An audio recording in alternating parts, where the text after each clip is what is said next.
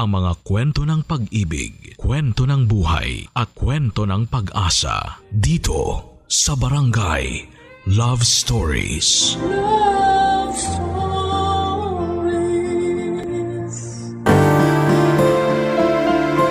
Sa mundong puno ng mapanghusgang mga mata, mayroong mga natatangi na pinaiiral ang puso upang higit na kumilala. Sila yung mga tao na handang magmahal sa atin maging sino man tayo sa paningin ng iba.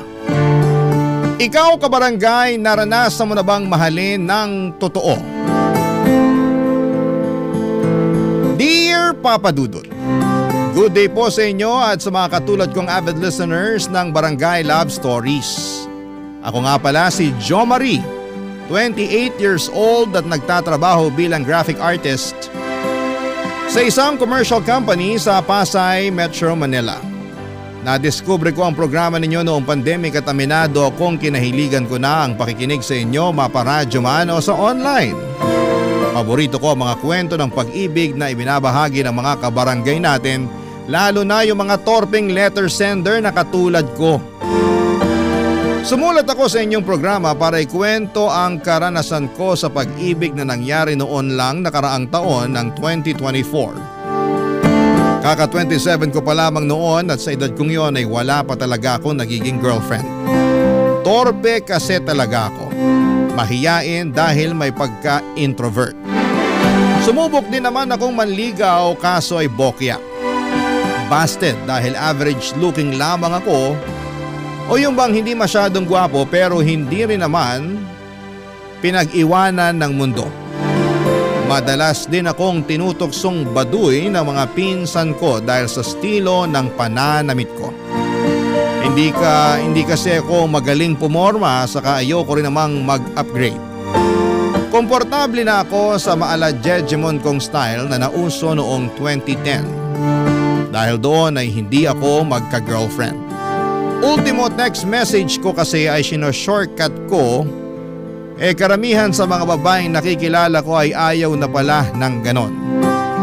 Minsan ko nang sinukuan ang panliligaw at tinanggap ko na lamang na magiging matandang binata ako. Hanggang isang beses ay may nakilala akong babae sa dating app na nagngangalang Paula. Sinabi ko sa sarili ko na huling beses ko nang susubukang maghanap ng girlfriend at tiyempo naman. Dahil dumating si Paula sa buhay ko. Isang linggo kami nag-usap sa Messenger bago kami nag-decide na magkita. At aminado ako na nalaglag talaga ang pangako sa lupa pagkakita ko sa kanya, Papa Dudut.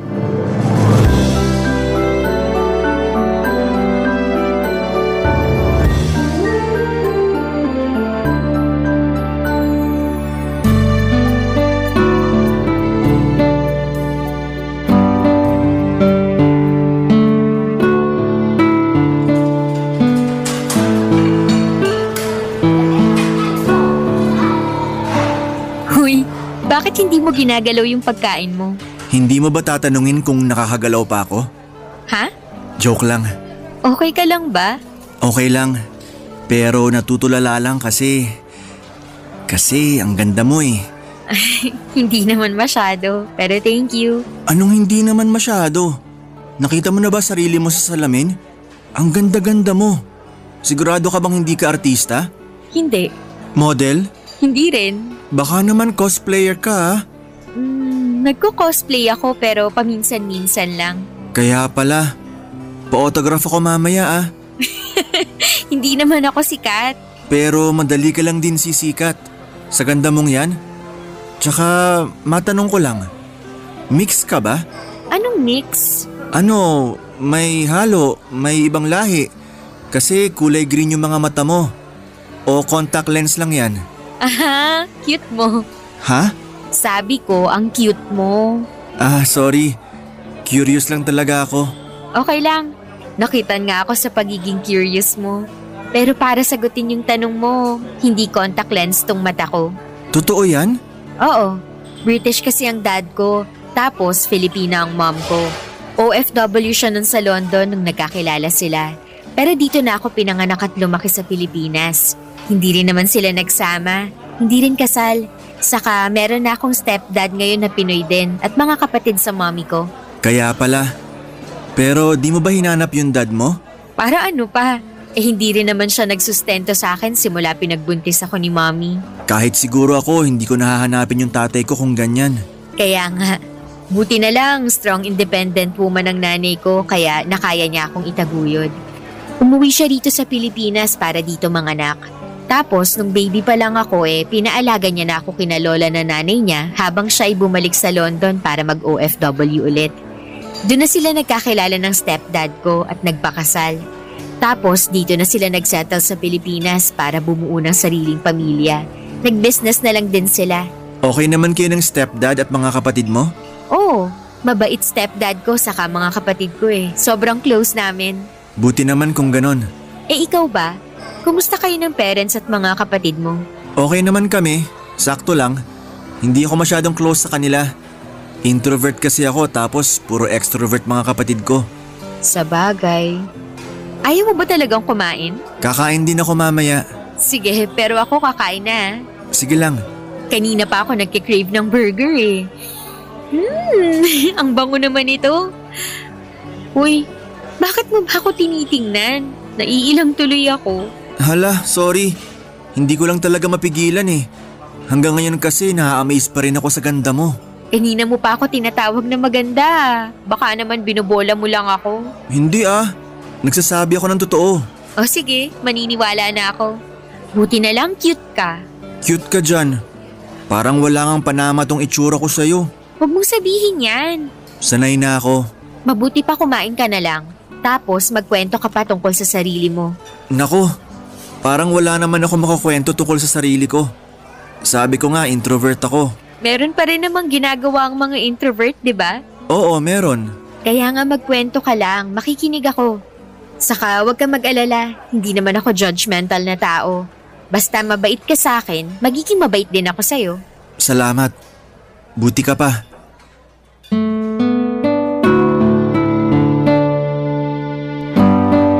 Papadudot maganda si Paula para siyang diyosa na bumaba sa langit.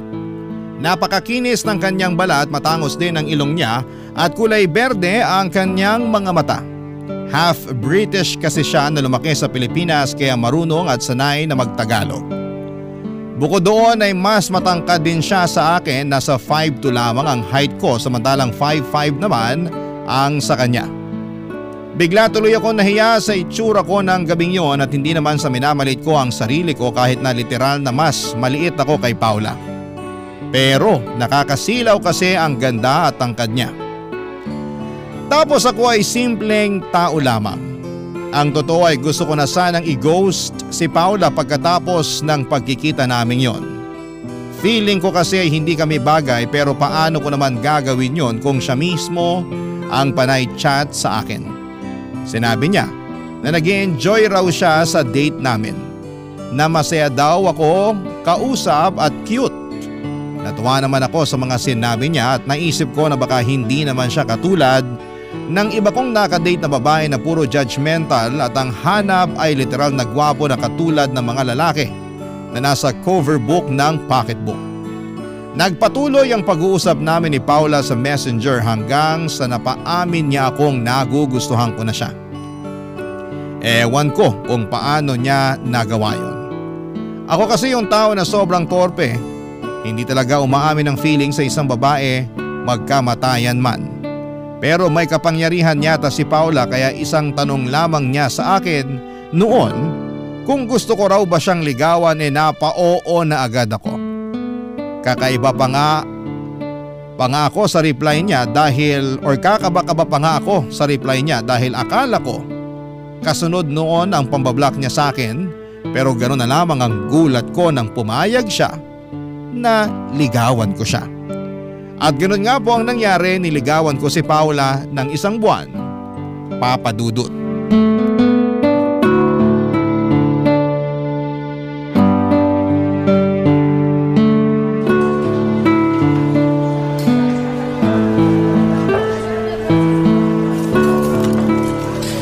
Tapos na ba?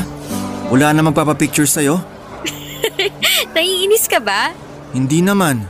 Hindi raw, pero kita kaya dyan sa salubong mong kilay. Inis ka eh. Ay, sinong di maiinis? Dami nagpapapicture sa'yo. Kaliwat kanan. Kung sino-sino pang random na mga lalaki.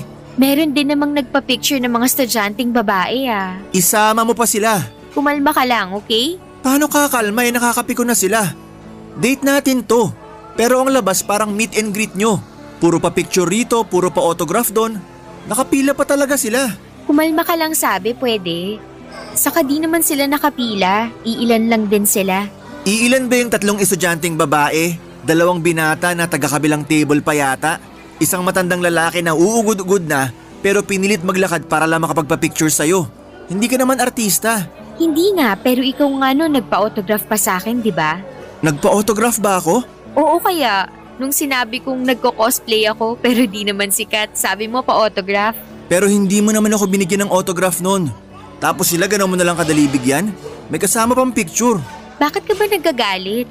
Sila yun lang naman nakuha sa akin. Ikaw nga kachat mo ko, kadate, nililigawan. Anong problema dun? Yung totoo? Oo, sabihin mo para alam ko yung dahilan bakit ka naiinis dyan. Nanliliit kasi ako. Ha? Bakit naman? Sa itsura ko.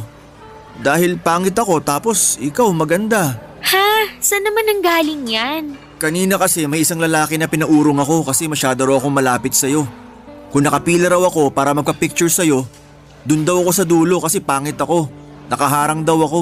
Talaga? Isa ba yun sa nagpa-picture sa akin? Oo. Sana sinabi mo para pinagsabihan ko. Mali naman yun. Kasama kita, kadate. Hindi ka lang kung sino para patabihin niya sa kung saan. Saka Jo Marie, hindi ka pangit. Ang cute mo kaya. Pwede ba? Wag mo na akong utuin. Sobra ka naman, hindi kaya kita inuuto. Baka sinasabi mo lang yan kasi naaawa ka sa akin. At bakit naman ako maaawa sa'yo? Ewan ko. Siguro dahil kinuwento ko na di pa ako nagkaka-girlfriend dahil nga torpe ako. Mahiyain tapos ganito lang itsura ko. Aminin man natin o hindi, malaking factor talaga yung itsura sa inyong mga babae. Sobra ka naman. Nagsasabi lang ako ng totoo. Kaya nga nagtataka ako bakit mo ako pinayagang manligaw sa'yo. Umamin ka nga sa akin, Paula. Ano nga aminin ko? Sigurado ka ba talagang gusto mo akong ligawan ka? Oo naman. Isang buwan mo na nga akong nililigawan, di ba? Oo, pero napapaisip lang ako na baka pinagtitripan mo lang ako. Na hindi mo talaga ako gusto. Sinabi mo lang na nagugustuhan mo na rin ako para hindi ako masaktan o malungkot. Hindi ha. Sinabi kong gusto rin kita kasi yun ang nararamdaman ko. Okay lang naman. Na ano? Nasabihin mo na yung totoo. Para habang maaga pa di na ako umasa. Tsaka sino lang ba ako sa itsura kong to? Parang wala pang babae na sumeryoso sa akin. Ewan ko sa'yo, Jo Marie. Nakakainis ka naman eh. Bakit ka nahiinis dyan? Nakuha mo pa talagang magtanong naririnig mo ba yung sarili mo? Una, hindi lahat ng babae pare-pareho. Yun bang gwapo lang ang hanap? Ibahin mo ko sa kanila. Pangalawa, hindi ka nga sabi pangit. Alisin mo nga yun sa isip mo. Mahirap. Lalo na buong buhay ko may nasasabi ang ibang tao sa akin. Ultimo sa pananamit ko at kung paano ako mag-text o mag-chat. Kaya nga dapat mas lalong di ka magpa-apekto. Ako nga walang sinabi tungkol sa pananamit mo at kung paano ka mag-text o mag-chat. Ang mahalaga sa akin yung personality mo. Diba, sabi ko sa'yo, masaya ka kausap at nag-enjoy ako nun sa unang date natin. Oo. Totoo yun. At ngayon ko na lang ulit naramdaman yung ganong pakiramdam. Basta hindi ko mapaliwanag. Kaya nga kinulit kita ng kinulit nun at pinaamin na baka nagugustuhan mo na rin ako. Ako kasi gusto na kita kahit hindi pa tayo nagkikita nun. Pwede ba yon? Oo naman. May mga tao na hindi palaging looks ang hanap. Merong mga katulad ko na sa personality nakatingin. Kaya nga sobrang saya ko nung sinabi mong gusto mo ko. At nung niligawan mo ko, alam ko na sa sarili ko na gusto kitang sagutin. Ha? Sinasagot na kita, Jo Marie. Pumapayag na akong maging girlfriend mo. Papadudod sobrang saya ko na kulang na lang ay magtatalon ako sa tuwa nang sagutin ako ni Paula. Kumbaga'y pakiramdam ko, ako na yung pinakagwapong lalaki sa mundo dahil meron akong magandang girlfriend. Feeling ko ay day ko pa ang nanalo sa loto ng gabing yon. Agad-agad ako nag-status sa Facebook na in a relationship kay Paula at nag-post ng picture namin na magkasama habang magka-holding hands sa timeline ko. Mabilis na pinutakte ng likes at heart reaction ng naturang picture. Meron ding nag-wow pero may mga loko akong kaibigan na tumawa. Ang random lang ng isang tiyahing ko na nag-angry pero wala na akong pakialam sa kanila. Basta sobrang saya ko ng mga panahong yon at panis sa mga nag-akala na hindi na ako magkaka-girlfriend dahil pangit ako at baduy manamit.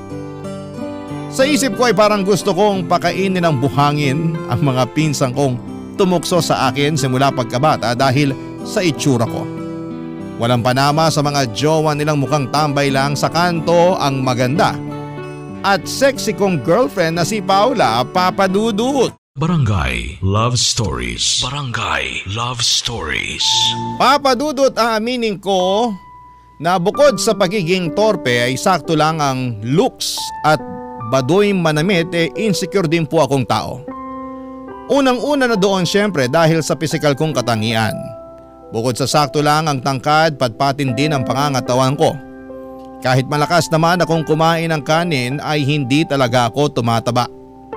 Kalansay nga ang tawag sa akin ng mga mapanukso kong pinsan at palaging bangkay ang role na ginagampanan ko sa mga play namin noong high school. Nung una'y wala lang sa akin yon, akala ko ay katuwaan lang pero habang nagkakaedad ako, mas naunawaan ko na kinukutya nila ako. Kaya ganoon na lamang ang saya ko nang sagutin ako ni Paula, nakabaliktaran ko ng personality. Bukod sa mabait, confident siyang tao, siguro kasi buong buhay niyang hindi niya naranasang maging average looking. Mag-iisang linggo na kami sa relasyon namin nang mag-decide si Paula na gusto na niya akong ipakilala sa pamilya niya. Bali, in-invite niya ako sa dinner sa bahay nila kasama ang mommy at stepdad niya. Nandun din ang dalawa niyang kapatid na lalaki dahil birthday ng isa sa kanila. Pero laking gulat ko dahil merong asungot na kasama. Walang iba kundi ang ex-boyfriend ni Paula na si Philip, Papa Dudut.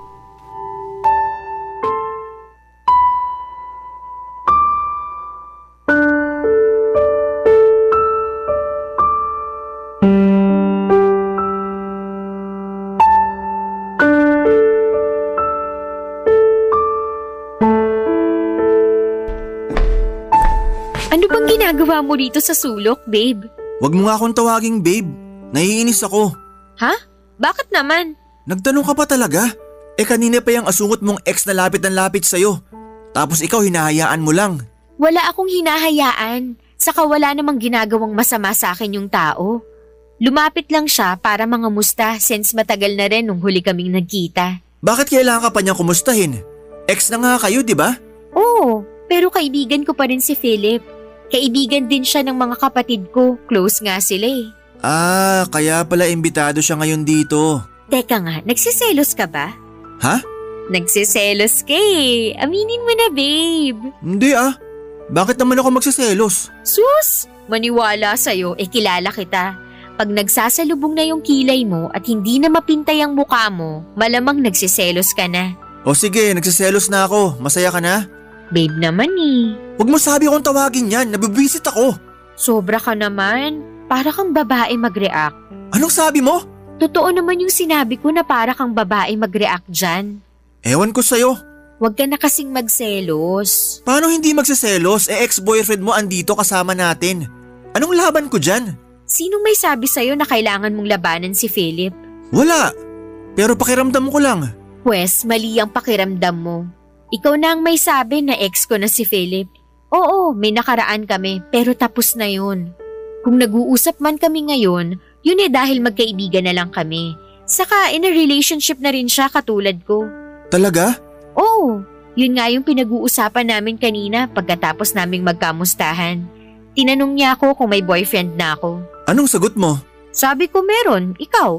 Buti naman. Anong buti naman? Sinama nga kita rito sa bahay at pinakilala kina mommy at daddy na boyfriend ko. Sorry babe. Masyado lang ako na-insecure dyan sa ex mo. Bakit ka ba kasi nai-insecure? Tingnan mo naman kasi itsura niya no?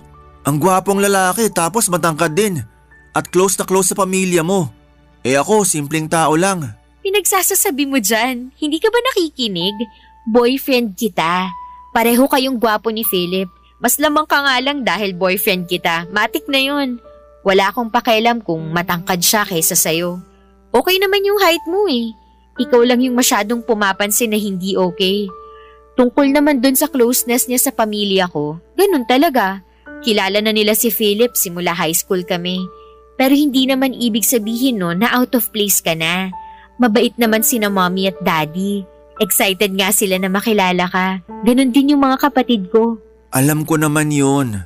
Mabait nga sila kasi tinanggap nila ako ng maayos dito sa bahay nyo. Kaya nga hindi ka na dapat ma-insecure. Sorry na nga. Hindi ko lang mapigilan. Bago lang kasi lahat to sa akin. Alam mo na, lahat ng nakilala ko hindi naman totoo pinakita sa akin. Lagi pa nila ako iniinsulto. Naiintindihan ko naman pero maniwala kang hindi lahat ng tao sasaktan at iinsultuhin ka. Sa bagay. Oh, bakit parang malungkot ka pa rin? Hindi pa rin kasi ako natutuwa dyan kay Philip. Ayoko pa rin na umaali-aligid siya sa'yo. Hindi naman niya ako inaano. Subukan niya lang talaga. Mata lang niya walang latay. Kailan ka pa naging basagulero? Ngayon pa lang. Relax ka lang, okay? Relax naman ako. Basta dapat marunong lang dumistansya ang asungot na yan. Wala namang ginagawa sa'yo yung tao kaya hindi mo dapat siya tinatawag ng ganyan. Bakit pinagtatanggol mo na siya ngayon? Ewan ko sa'yo, babe. Diyan ka na nga muna. Kakausapin ko lang si mommy. Papadudot kahit na ilang beses na akong sinaway at inassure ni Paula na matagal na silang tapos ni Philip at pareho na silang walang nararamdaman para sa isa't isa ay hindi pa rin ako nakampante. Tanga na lang siguro kung hindi ko nahalata ang malagkit at malanding tinginan niya sa girlfriend ko. Ewan ko ba. Pero unang beses pa lamang na nagsalubong ang mata namin ni Philip ay hindi na talaga maganda ang kutob ko sa taong yon. Kumbaga alam ko na hindi maayos ang hilat siya ng bituka niya. Sa kabilang banda ay pinili ko na lamang na itikom ang bibig ko dahil ayokong masira ang gabing yon. Unang beses ko pa lamang makilala ang parents ni Paula pati na ang mga kapatid niya. Ayoko namang magkaroon sila papadudot ng bad impression sa akin dahil sa pagiging insecure ko. Pero ilang beses kong tinanong sa hangin kung bakit kailangan pa nilang imbitahan ang damukol na Philip na yon sa dinner namin. Oo, gets ko naman na sobrang close nila pero ewan basta. Nakakasura talaga ang pagmumukha ng lalaking yon tapos si Paula kung todo pakikipag-usap pa sa kanya kahit na nakasimangot na ako. Pakiramdam ko tuloy ay walang pakialam ang girlfriend ko sa nararamdaman ko. Kaya nga hindi na lamang ako umiimik hanggat hindi kinakausap. Nagdahilan na lamang ako na masama ang pakiramdam ko para makauwi ng maaga. Nang sumunod na araw ay kinausap ako ni Paula dahil nag-worry siya sa akin ng husto o papadudot.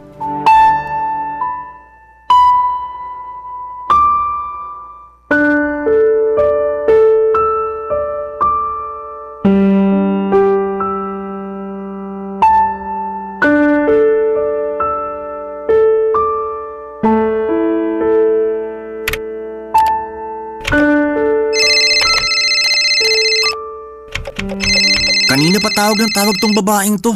Kitang busy ako sa paglalaro sa laptop ko. Buti pa sagutin ko na nga.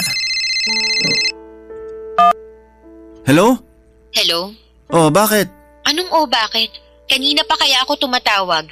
Bakit ngayon mo lang sinagot? Malamang may iba rin akong ginagawa. Hindi naman sa lahat ng oras hawak ko cellphone ko. Anong ibang ginagawa? Maglaro lang naman ng online game sa laptop mo yung hobby mo. Yun nga yung ginagawa ko. At inuna mo pa talaga yan kaysa sagutin yung tawag ko? Hindi ko rin napansin na tumatawag ka. Naka-silent yung phone ko. Grabe ka naman. Wala naman akong ginawa sa'yo ah. Hindi mo alam na nag-alala ako sa'yo ng husto kasi sabi mo masama pakiramdam mo kaya umuwi ka kaagad kagabi. Tapos wala ka ng update sa akin kung kumusta ka. Nakailang chat at text ako sa'yo para lang sa kaalaman mo. Masama nga pakiramdam ko. Nakatulog ako agad pagdating sa bahay. Kaya di ko na nabasa yung mga chat at text mo. Bakit hindi ka agad nag-reply ngayong umaga? 10 AM na oh. Inuna mo pa talagang maglaro kaysa replyan ako? Alalang-alala kaya ako rito. Bakit ka ba kasi nag-aalala? Hindi na naman ako bata. Kahit na. Natural, boyfriend kita. Nako, Tigilan mo ako sa kagaganyan mo. Ano na naman bang ginawa ko? Bakit ganyan ka magsalita sa akin? Huwag mong sabihin na tungkol pa rin to kay Philip. Ewan ko sa'yo. Sabi na nga ba hindi pa pala tayo tapos doon? Ikaw lang yung nag-isip na tapos na tayo doon. Iniwanan mo nga ako, di ba? Sabi mo makikipag-usap ka sa mami mo. Ano sa tingin mo naramdaman ko nun? Binaliwala mo lang naman yung feelings ko. Hindi ko binaliwala yung feelings mo. Inassure nga kita, di ba? Sabi ko, ex ko na lang si Philip. Wala na akong nararamdaman sa kanya. Ikaw na ang boyfriend ko, ano pa ba ang gusto mo? Hindi ko alam. Basta, nakukulangan ako sa assurance mo. Pakiramdam ko sinabi mo lang yun para manahimik na ako. Ano pa bang gusto mong marinig? Sige nga. Wala, kasi narinig ko na naman lahat. Ang gusto ko lang sana hindi na umaali-aligid sa'yo ang Philip na yon. Hindi naman umaaligid-aligid sa akin si Philip Kung makapagsalita ka parang pinapalabas mo na hindi pa rin kami nakaka-move on sa isa't isa. Yun kasi yung nakikita ko. So sinasabi mo na sinungaling ako? Hindi ikaw, yung asungot na yon. Huwag mo sabing tawagin ng ganyan si Philip. May pangalan yung tao. Tawagin mo siya sa pangalan niya. Ayan ka na naman Pinagtatanggol mo na naman siya. Hindi ko siya pinagtatanggol. Pero mali naman na tawagin mo sa kung ano-anong alias yung taong may pangalan. Ikaw nga ayaw mo nang iniinsulto ka tapos mang-iinsulto ka ng iba? Anong sinabi mo? Totoo naman Sabi mo, lagi kang kinukutsa ng mga tao, lalo na ng mga pinsan mo. Alam mo yung pakiramdam na tinatawag sa iba't ibang pangalan na hindi naman totoo. Kaya nag-expect ako na hindi mo nagagawin yun sa ibang tao. Pero mukhang mali ako kasi kagabi mo pa tinatawag na asungot si Philip. Wala naman siyang ginagawang masama sa'yo. Sa ngayon wala pa. Pero lalaki ako. Nararamdaman kong may binabalak talaga yung ex mo pag nakatalikod ako. Ewan ko sa'yo.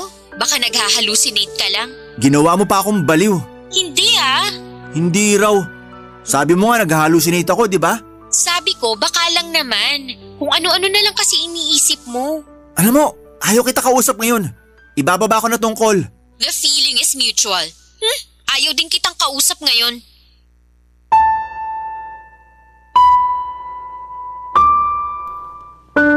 Papa Dudut, yun ang unang away namin ni Paula at aaminin kong mabigat sa loob ko na makaalita ng babaeng mahal ko.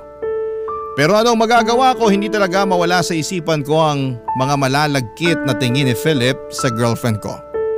Tapos ang nakakainis pa parang hinahayaan ni Paula na tingnan lamang siya ng ex niya ng ganon. Alam niya na may gusto pa si Philip sa kanya kahit na sinabi niyang in a relationship na ito. Buong araw akong walang natanggap na mensahe kay Paula at doon ako na alarma na mukhang seryoso talaga ang inis niya sa akin. Natakot ako, Papa Dudut, na baka makipaghiwalay siya sa akin at ma-realize niya na maling-mali ang desisyon niyang sagutin ako. Sino lang ba kasi ako kumpara sa ex-boyfriend niya? Hindi ba? Kumbaga, kalabaw si Philip samantalang ako ay langaw lang na nakadapo sa kanyang likuran. Barangay Love Stories. Barangay Love Stories. Papa Dudut, nagkaayos din naman kami ni Paula kinagabihan. Ako ang nagsorry kahit na labag sa loob ko na ibaba ang pride ko. Ma-pride din kasi akong tao at hindi lang halata sa akin, pero dahil ayoko namang mawala sa akin si Paula, ako na ang unang nakipag-usap sa kanya. Nagkasundo kami na kalimutan na lamang ang nangyari at magsimula ulit. Kung tatanungin ninyo ako kung kumusta ang pamilya ng girlfriend ko, ay masasabi kong ayos naman. Mabait sa akin ang kanyang parents, pati na rin ang mga kapatid niya. Nakaka-intimidate lang kasi magagandang lahi talaga sila at mukhang perpekto mula ulo hanggang sa paa. Siyempre mabait din sila kay Philip, bagay na kinakainis ko. Tapos yung asungot na yon ay kung todo sipsip pa sa mami ni Paula na akala mo ay kung sino, Papa Dudut.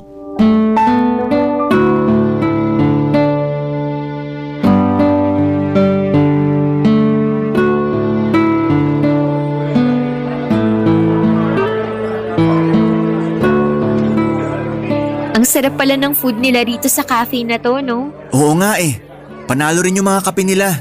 Buti na lang nahanap mo to. Galing-galing talaga ng boyfriend ko. Hindi naman, pero ginalingan ko talaga. Feeling ko kasi kailangan kong bumawi sa'yo dahil inaway kita last time. Naku, hindi mo naman kailangang bumawi. Saka, di ba, okay na yun? Sa bagay, pero nakukonsensya pa rin ako. Huwag ka nang makonsensya. Okay na tayo. May kukwento pala ako sa'yo, babe. Ano yun? Tungkol kay Philip. Kinuwento lang din ni mommy kanina. Bakit? Anong meron sa kanya? Hiwalay na raw sila ng girlfriend niya kasi nag-cheat daw yung babae. May iba raw pala talaga simula pa lang nung una. Grabe, no? Oo, grabe nga. Ewan ko ba naman sa mga cheater na yan kung paano nila nagagawang humanap pa ng iba at magloko kahit na may mga boyfriend at girlfriend na sila. Cheater nga, di ba? Ganon talaga sila. Hindi pinag-iisipan yung ginagawa nila, basta makapag-cheat lang. Pero hindi ba sila nakukonsensya? Wala silang konsensya. Kawawa naman pala si Philip. Imagine, minahal niya yung girlfriend niyang yun. Tapos niloko lang siya at pinagpalit sa iba. Kaya ayun, nagpakalasing daw. Tapos nabugbog dun sa iniinumang bar. Na ospital tuloy. Baka naman maligalig siya kaya nabugbog. Medyo maligalig nga siya kapag lasing. Wow! Kilalang kilala. Ha? Syempre, kaibigan ko rin naman yun. At ex-boyfriend. Ano namang kinalaman nun? Matanong nga kita, no? Ano bang rason? Bakit kayo naghiwalay ni Philip noon? Bakit mo naman tinatanong yan? Curious lang. Bakit? Masama bang malaman? Basta alam ko lang mag-ex kayo. Pero bakit nga ba kayo naghiwalay noon? Nang babae siya habang kami pa. Ah, cheater din pala. Ano bang ibig mong sabihin? Sabi ko, cheater din pala yung ex mo. Kaya ngayon nakarma na siya. Di ba nag-cheat din sa kanya yung girlfriend niya? Ayun, karma is real. Sinasabi mo ba na okay lang na nag-cheat sa kanya yung girlfriend niya dahil nag-cheat siya sa akin nun? Bakit, hindi ba? Ganun naman talaga nangyayari sa mga manloloko. Naloloko rin. Pero mukha namang nagbago na si Philip. Hindi nagbabago manloloko. May kasabihan nga na once a cheater, always a cheater, di ba? Sobra ka naman. Ikaw ang sobra. Kasi pinagtatanggol mo na naman yung asungot na yun. Akala ko ba nagkasundo na tayo na hindi mo natatawaging asungot si Philip? Oo, pero hindi ko mapigilan eh. Tsaka kasalanan mo rin naman. Ha? Paano ko naging kasalanan? Masyado ka kasing concerned sa lalaking yun. Konting kibot ko may sinasabi kang kontra. Pinagtatanggol mo pa. Tapos malalaman ko na niloko ka rin pala niya noon kaya kayo naghiwalay? Sabi na eh, hindi talaga maganda kutob ko sa kanya. Nasa dugo yung pagiging manloloko. Matagal nang nangyari yung sa amin. Napatawad ko na siya. Nakapag-move on na ako. Pero bakit parang ikaw hindi pa? Anong sinabi mo? Totoo naman eh. Lagi mo na lang inuungkat yung nakaraan namin. Ganun mo na lang din kabilis bigyan ng kulay lahat ng mga sinasabi ko tungkol sa kanya. Alam mo, nakakasawa ka na. Nakakapagod ka nang intindihin. Ikaw pa talaga nagsawat na pagod. Eh ako ba, tinanong mo kung kumusta sa tuwing binabanggit mo yung tungkol sa ex-boyfriend mo? Wala naman akong pakialam kung naghiwalay na sila ng ex-girlfriend niya dahil niloko siya o kung ano pa man. Anong gusto mong gawin ko? Maawa sa kanya? Manloloko rin siya eh. Kung alam mo lang, natutuliling na ako kababanggit mo sa pangalan ng Philip na yan. Makaramdam ka nga. Nakakaramdam ako at ang nararamdaman ko ngayon ay naiinis ako sa'yo. Ikaw pa talagang may ganang mainis ha? Malamang, ang ayos-ayos ng date natin tapos sisirain mo lang.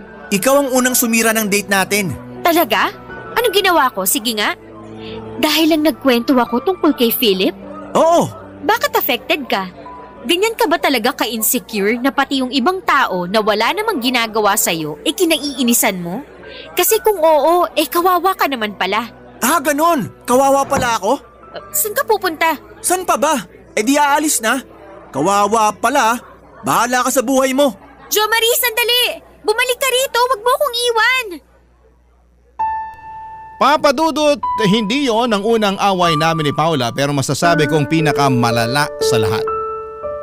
Ewan pero mali ba na naggalit ako dahil binanggit niya ang tungkol sa Philip na yon dapat date namin ang pagtuunan niya ng pansin.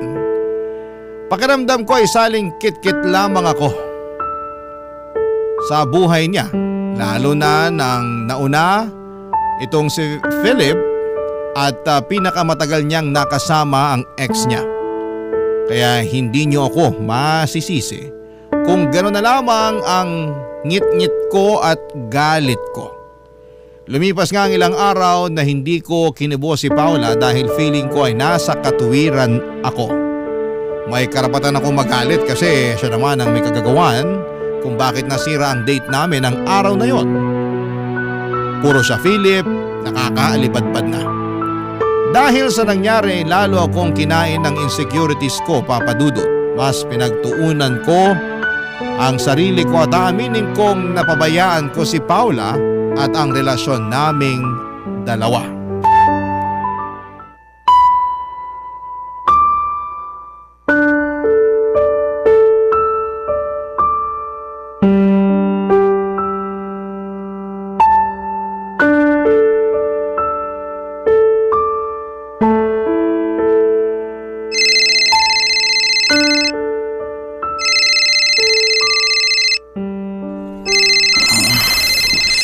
Sino ba to?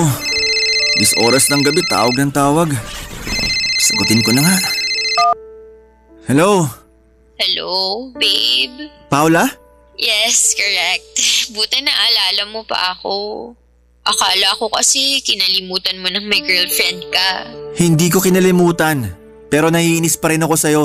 Wow, sabi na eh. Anong sabi na? Na para kang babae magtampo. Hirap naman ito. Para akong nakipagrelasyon sa kapwa ko babae. Pwede ba tumahimik ka na?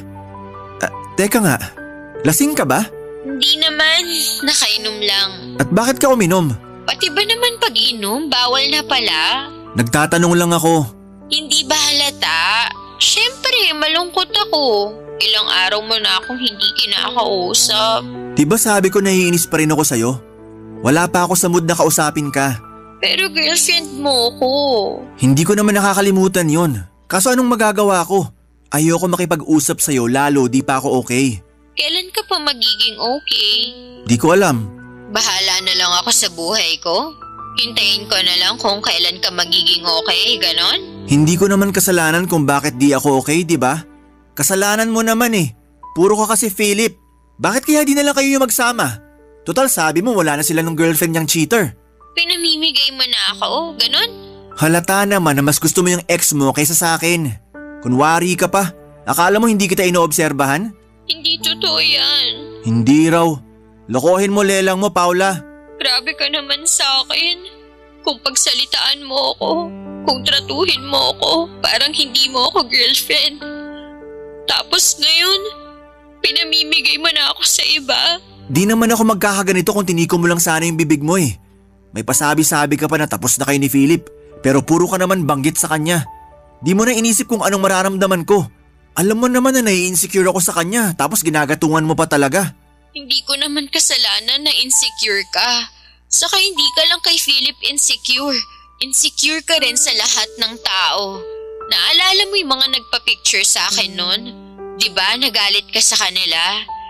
Sabi mo, nanliit ka nun. Wala naman silang ginawang masama. Walang ginawang masama, pinaramdam nga nila kung sino lang ako. Parang yung Philip na yan. Alam ko minamaliit niya ako. Palibhasa mas gwapo siya sa akin. Diyan ka magaling. Lagi mo na lang kinukumpara ang sarili mo sa ibang tao. Kahit wala naman silang ginagawang masama sa'yo. Ikaw talaga yung totoong mahilig makipagkumpetensya rito.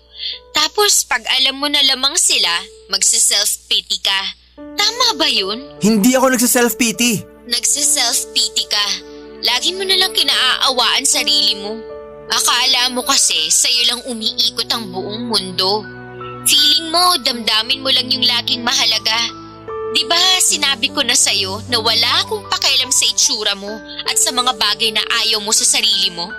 Pero hindi ka pa rin naniniwala. At imbis na ayusin mo yung sarili mo para hindi ka na nagkukumpara sa iba, mas lalo kang nagpapakalugmok. Tapos, lagi mo na lang idadahilan yung trauma mo. Ewan ko sa'yo, hirap na akong intindihin ka. Sinubukan ko naman, pero nakakapagod ka na. Ikaw ba, hindi ka ba napapagod intindihin yung sarili mo? Daig mo pa yung bata kung mag-tantrums. Kung pagod ka na pala, mabuti pang tigil na natin to. Yan talaga solusyon mo, imbis na ayusin tong relasyon natin? Yung maghiwalay? Hindi ko na alam paano pa aayusin yung relasyon na hindi naman ako sumira. Wow, pambihira. Ibang klase ka talaga. Hindi ka lang ma-pride at mahilig mag-self-pity. Pa-victim ka rin. Tumahimik ka na ah. Nakakasakit ka na sa mga sinasabi mo. Lagi na lang feelings mo yung mahalaga. Paano naman yung sa akin? Parang wala rin pala akong boyfriend. Mabuti pa nga, itigil na natin to. Maghiwalay na tayo, Jo Marie.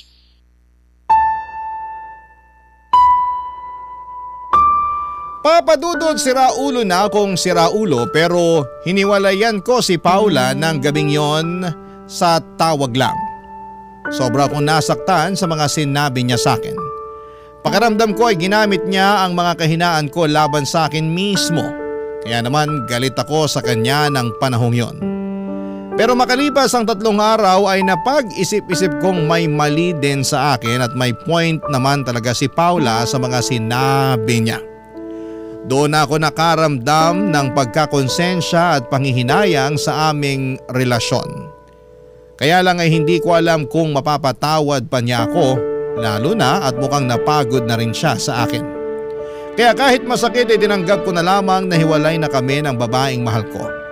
Dahil sa lungkot ay nag-deactivate ako ng Facebook account at nagbalik na lamang sa social media pagkalipas ng 2 buwan. Ngunit gano'n na lamang ang panlalamig ko nang tumambad sa akin ang picture ni na Paula at Philip nang magkasama. Nagkabalikan sila at mukhang masayang masaya sa naturang larawan. Agad kong in-unfriend si Paula bago umiyak habang nagsisisi. Akala ko ay okay na ako pero hindi pa pala, lalo na nang nakita kong masaya na sa ibang babaeng mahal ko. Pakiramdam ko ay pinaagaw ko siya sa iba. Sa kasalukuyan ay unti-unti kong binabago ang pananaw ko sa buhay, lalo na kung paano ko tingnan ang sarili ko. Takot kasi akong magbago. Akala ko lahat ng pagbabago ay masama pero nagkamali ako. At yun ang nagsilbing malaking aral sa akin. Maraming salamat po sa inyo, Papa Dudut.